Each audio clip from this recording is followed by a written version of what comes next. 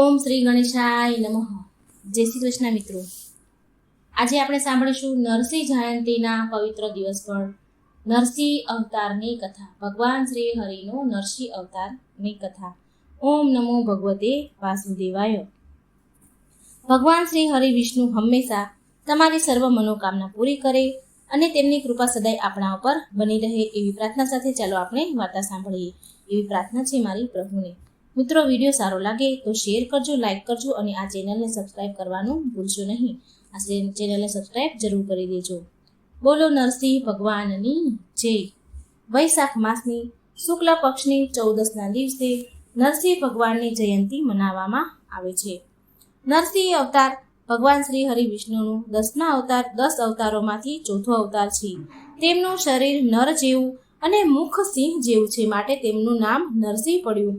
પુરાણો અનુસાર આ પાવન પવિત્ર દિવસે શ્રી હરિ વિષ્ણુ ભગવાન ભક્ત પ્રહલાદની રક્ષા કરવા માટે નરસિંહ રૂપમાં અવતાર લીધો હતો. દૈત્યોના રાજા હિરણ્યકશ્યપનો વધ કરીને ધર્મની રક્ષા કરવા માટે આ દિવસે ભગવાન નરસિંહના જયંતીના રૂપમાં બહુ ધૂમધામથી મનાવવામાં આવે છે. વૈશાખ માસની શુક્લ પક્ષની 14મા દિવસે ભગવાન શ્રી હરિએ નરસિંહ અવતાર ધર્યો હતો. તો પૌરાણિક કથા અનુસાર મહર્ષિ કશ્યપની પત્ની દક્ષ રાજા દિતિના ગર્ભથી 2 મહાન પરાક્રમી બાળકોનો જન્મ થયો. એમાં મોટાનું નામ હિરણ્યકશ્યપ અને નાનાનું નામ હિરણ્યાક્ષ હતું. બંને ભાઈઓમાં બહુ પ્રેમ હતો અને બંને મહાબળી, શક્તિશાળી, અતિ પરાક્રમી, અમિત પરાક્રમી અને આત્મબળથી સંપન્ન હતા. બંને ભાઈઓએ દેવતાઓને યુદ્ધમાં પરાજિત કરીને સ્વર્ગ પર અધિકારી જમાવી લીધો હતો. એક સમયની વાત છે, જ્યારે હિરણ્યાક્ષે પૃથ્વીને પાતાળમાં લઈ જઈને સંતાડી દીધી, ત્યારે ભગવાન વિષ્ણુએ વરાહ અવતાર લઈને પૃથ્વીની રક્ષા માટે હિરણ્યાક્ષનો વધ કરી દીધો. તેના પ્રિય ભાઈના હિરણ્યાક્ષના વધથી દુઃખી થઈને હિરણ્યકશ્યપ મંદરાચલ પર્વત પર ચાલ્યો ગયો તપ કરવા માટે. તે ભગવાન વિષ્ણુ સાથે તેના ભાઈનો બદલો લેવા માંગતો હતો, માટે બ્રહ્માજીની ઘોર તપસ્યા કરવા લાગ્યો. ઓમ બ્રહ્મદેવાય નમઃ, ઓમ બ્રહ્મદેવાય નમઃ કરીને તપસ્યા કરે છે. આ બાજુ ઇન્દ્રદેવ વિચારે છે કે આ જ સાચો સમય છે દૈત્યોને પરાસ્ત કરવાનો. તો એમાંથી અગ્નિદેવ બોલ્યા, બીજા બધા દેવતાઓ પણ બોલ્યા, તો પછી ચાલો આપણે દૈત્યો પર આક્રમણ કરી દઈએ. આમ વિચાર કરી યોજના બનાવીને દેવતાઓએ હિરણ્યકશ્યપના રાજ્ય પર આક્રમણ કરી દીધું અને તેમને રાજ્ય વિહીન કરી દીધા. દૈત્યગણ આ યુદ્ધમાં પરાજિત થઈને પાતાળ લોકમાં ભાગી ગયા. તો દેવતાઓ ઇન્દ્રદેવને કહે છે કે લાગે છે કે બધા જ દેવતા ડરીને પાતાળ લોક ભાગી ગયા છે, છુપાઈ ગયા છે. માત્ર હિરણ્યકશ્યપની પત્ની કયાધુ મહેલમાં બચી છે. ઇન્દ્રદેવ બોલ્યા કે કયાધુને બંદી બનાવી દો. પછી દેવરાજ ઇન્દ્રએ હિરણ્યકશ્યપના મહેલમાં પ્રવેશ કર્યો અને તેની પત્ની કયાધુને બંદી બનાવી દીધી. કયાધુ કરગરવા લાગી, બચાવો, કોઈ મારી રક્ષા કરો. એ કરગરતી હતી, મને છોડી દો, છોડી દો. દેવરાજ ઇન્દ્ર બોલ્યા, નહીં નહીં, અમે એક દૈત્યની પત્નીને ન છોડી શકીએ. આ તો અમારા દેવતાઓ માટે હાનિકારક છે. પછી દેવરાજ ઇન્દ્ર કયાધુને બંદી બનાવી લઈને જઈ જ રહ્યા હોય છે, તો રસ્તામાં તેમને નારદ મુનિ મળ્યા અને નારદ મુનિ બોલ્યા, નારાયણ નારાયણ, હે દેવરાજ ઇન્દ્ર, કયાધુને ક્યાં લઈ જઈ રહ્યા છો? ઇન્દ્રદેવ બોલ્યા, હે નારદજી, હે દેવર્ષિ, કયાધુના ગર્ભમાં હિરણ્યકશ્યપનો અંશ છે. જો તે જીવતું રહેશે તો એક દૈત્ય વધારે જન્મ લેશે. હું આવું ક્યારેય નહીં થવા દઉં. એટલે ઇન્દ્રદેવને કહે છે, નારદજી બોલ્યા, હે દેવરાજ ઇન્દ્ર, કયાધુના ગર્ભમાં જે બાળક છે, જે પડી રહેલો છે બાળક, તે આગળ જઈને ભગવાન વિષ્ણુનો પરમ ભક્ત બનશે. આ બાળકને મારવું તે તમારી શક્તિની બહારની વાત છે, માટે કયાધુને છોડી દો. નારદજીના આવું કહેવાથી કથનનું માન રાખી ઇન્દ્રદેવે કયાધુને છોડી દીધી અને પાછા ચાલ્યા ગયા. નારદજી કયાધુને એના આશ્રમમાં લઈ આવ્યા અને બોલ્યા, દીકરી, તું અહીં આરામથી રહે. તારો પતિ હિરણ્યકશ્યપ તેની તપસ્યા પૂરી કરીને જ્યાં સુધી ન આવે ત્યાં સુધી તું સુખપૂર્વક આ આશ્રમમાં રહે. કયાધુ બોલી, હે દેવર્ષિ નારદ, તમે મારી અને મારા આવનારા બાળકની રક્ષા કરી છે. હું સદાય તમારી આભારી રહીશ. કયાધુએ પવિત્ર આશ્રમમાં નારદજીના સુંદર પ્રવચનો સાંભળતી હતી. ભક્તિ, ભજન, કીર્તન સાંભળતી હતી. સુંદર પ્રવચનો સાંભળતી હતી. સુખપૂર્વક રહેવા લાગી. કયાધુના ગર્ભમાં રહેલા બાળક પણ આ ભક્તિ, કીર્તન, પ્રવચન ભગવાનના નામો સાંભળતું હતું, એટલે એનામાં પણ એના પેટમાં રહેલા બાળક પર પણ ઊંડો પ્રભાવ પડ્યો. ભગવાન વિષ્ણુના નામના જાપ કયાધુ અને તેના ગર્ભમાં રહેલા બાળક પર સદાય પડતા રહેતા હતા. ઓમ નમો ભગવતે વાસુદેવાય.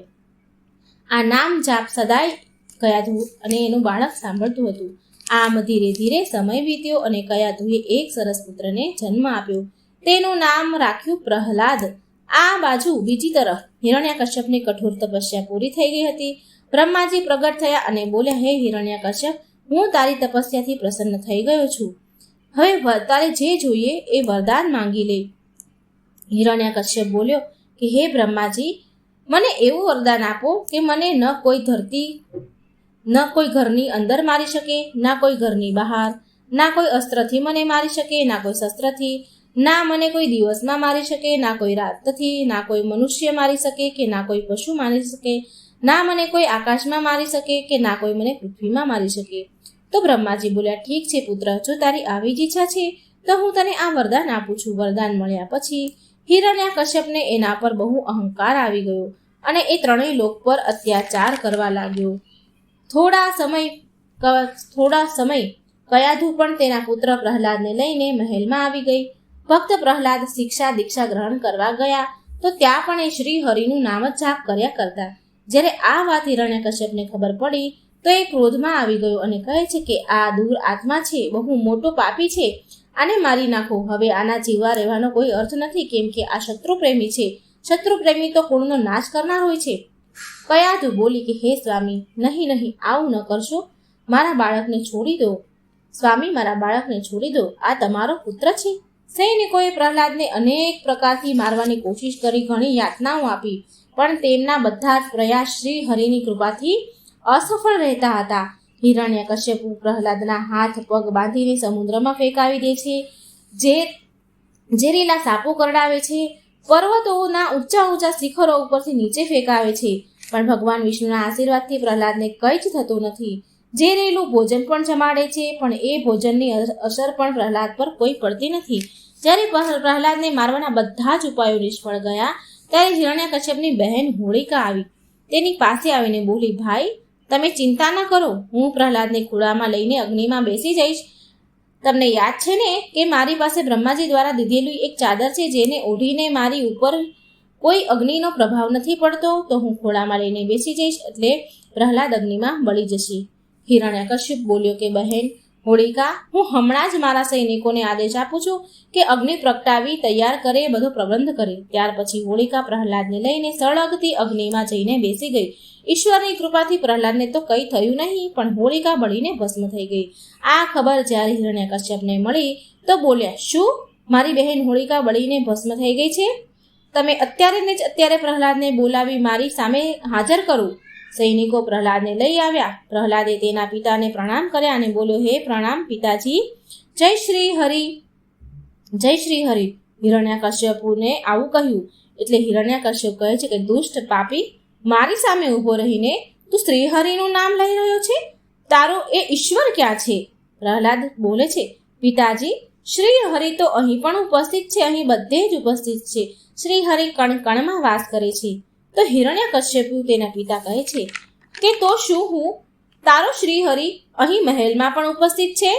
પ્રહલાદ બોલ્યો, હા પિતાજી, શ્રી હરિ આ મહેલમાં પણ છે. તો હિરણ્યકશ્યપ બોલે છે, જો તે અહીં છે તો મને આ થાંભલામાં કેમ નથી દેખાતો? શું તારો વિષ્ણુ આ થાંભલામાં પણ છે? પ્રહલાદ બોલ્યો, હા પિતાજી, મને તો આ થાંભલાપણમાં પણ શ્રી હરિ દેખાય છે. પછી તેના પિતાજીએ સૈનિકોને આદેશ આપ્યો કે આ વિષ્ણુ ભક્ત પ્રહલાદને આ થાંભલા સાથે બાંધી દો. જોઉં છું કે તેનો શ્રી હરિ કેવી રીતે બચાવે છે તેને. આ સાંભળી કયાધુ દોડીને આવી અને હિરણ્યકશ્યપને વિનંતી કરવા લાગી, સ્વામી, આ બાળક છે, એને છોડી દો. હું તમને વિનંતી કરું છું, આ મારા પુત્રને છોડી દો. તો એ બોલ્યો, હિરણ્યકશ્યપુ કહે છે, નહીં, આવું ન થઈ શકે. જો તેનો હરિ બચાવવા માંગતો હશે ને તો આ થાંભલામાંથી બહાર આવશે. પ્રહલાદ આંખો બંધ કરીને જય શ્રી હરિ નામનો જાપ કરી રહ્યો હતો. આ જોઈને ક્રોધમાં આવીને હિરણ્યકશ્યપે તેને પોતાને સંભાળી ન શક્યો, તેનો ગુસ્સા પર એ કાબુ ન કરી શક્યો, એટલે તેણે બહુ જોરમાંથી એ થાંભલા ઉપર ગદાથી વાર કર્યો. પછી એ થાંભલામાંથી વિચિત્ર પ્રાણી બહાર નીકળ્યું. તેનું અડધું શરીર મનુષ્યનું અને અડધું શરીર સિંહનું હતું. આ જોઈને બધા જ ચોંકી ગયા, ડરી ગયા. અને આ જ શ્રી હરિ વિષ્ણુનો નરસિંહ અવતાર હતો. તેમનું રૂપ બહુ ભયંકર હતું. વિકરાળ રૂપધારી ભયંકર અવાજથી ગર્જના કરી રહ્યા હતા. તેની નજીક જવાનું સહાય કોઈનીથી થતું ન હતું. એનું રૂપ એટલું વિકરાળ હતું, એ એવી ગર્જના કરી રહ્યા હતા કે કોઈનું સાહસ જ નહોતું કે એની પાસે કોઈ જાય. આ જોઈને હિરણ્યકશ્યપ ગદા લઈને નરસિંહ ભગવાન પર તૂટી પડ્યો. બંને વચ્ચે બહુ યુદ્ધ થયું. નરસિંહ ભગવાને હિરણ્યકશ્યપને પંજો મારી પકડી લીધો અને ઘસીને મહેલની ચોખટ પર એટલે કે ઉમરામાં લઈ ગયા. ઉમરામાં જઈને ખોળામાં લઈને બેસી ગયા અને બોલ્યા, હિરણ્યકશ્યપ, બ્રહ્માજીના વરદાનનો આદર કરતા હું તારો વધ કરી રહ્યો છું. ના અત્યારે દિવસ છે, ના રાત છે, આ સંધ્યા વેળા છે. ના ઘરની અંદર છે તું કે ના ઘરની બહાર છે. હું તને ઉમરામાં મારી રહ્યો છું. ના હું મનુષ્ય છું કે ના હું પશુ છું. મારું અડધું શરીર મનુષ્યનું અને અડધું શરીર પશુનું છે. હું તને કોઈ અસ્ત્રથી કે ન કોઈ શસ્ત્રથી મારી રહ્યો છું. હું તને મારા નખોથી મારી રહ્યો છું. આટલું કહીને નરસિંહ ભગવાને તેના નખોથી હિરણ્યકશ્યપના કાળજાને ફાડીને પૃથ્વી પર ફેંકી દીધો. ત્યાં ઉભેલા અસુરો અને દૈત્યો પણ ભગવાને બધાને મારી નાખ્યા. ભગવાન નરસિંહના ક્રોધ વધારે ને વધારે વધતો જ ગયો. તે હિરણ્યકશ્યપના સિંહાસન પર બિરાજમાન થયા અને ખૂબ ઊંચેથી ગર્જના કરવા લાગ્યા. ક્રોધપૂર્વક ગર્જના કરી રહ્યા હતા. કોઈનું પણ સાહસ ન હતું કે તેની પાસે જાય, એમને શાંત કરે. દેવોના આગ્રહ કરવાથી મા લક્ષ્મી નરસિંહ ભગવાન પાસે આવ્યા. ભગવાનનું ઉગ્ર રૂપ જોઈને મા લક્ષ્મી પણ ભયભીત થઈ ગયા. પછી બ્રહ્માજીએ પ્રહલાદને કહ્યું કે હે પુત્ર પ્રહલાદ, હવે તું જ ભગવાન નરસિંહને શાંત કરી શકે એમ છે. જા, એની નજીક જા. પ્રહલાદ ભગવાનની નજીક ગયો અને હાથ જોડીને તેમના ચરણો પાસે બેસી ગયો અને ભગવાન નરસિંહના ક્રોધને શાંત કરે છે. ભગવાનનું જપ કરે છે, નામ લે છે. ભગવાન નરસિંહ પ્રહલાદથી શાંત થયા. પ્રહલાદને ખોળામાં બેસાડ્યો અને વાલ કર્યો અને પ્રહલાદના આગ્રહથી તે ભગવાન વિષ્ણુના રૂપમાં અસલ સ્વરૂપમાં પાછા આવ્યા અને પ્રહલાદને આશીર્વાદ આપીને ત્યાંથી અંતર્ધ્યાન થઈ ગયા. તો મિત્રો, આવી રીતે ભગવાન શ્રી હરિએ વિષ્ણુએ નરસિંહ અવતાર ધર્યો હતો અને વૈશાખ સુદ શુક્લ પક્ષની 14ના દિવસે, આ તિથિના દિવસે નરસિંહ અવતાર ધર્યો હતો. તો માટે મિત્રો, આજે આ કથા સાંભળવાનો ખૂબ જ મહિમા છે. તો આ કથા પૂરા મનથી સાંભળજો, બીજાને પણ સંભળાવજો અને આ વિડીયો લાઈક, શેર કરજો અને આ ચેનલને સબસ્ક્રાઈબ કરવાનું ભૂલશો નહીં. જય શ્રી કૃષ્ણ. રાધે રાધે. Thank you.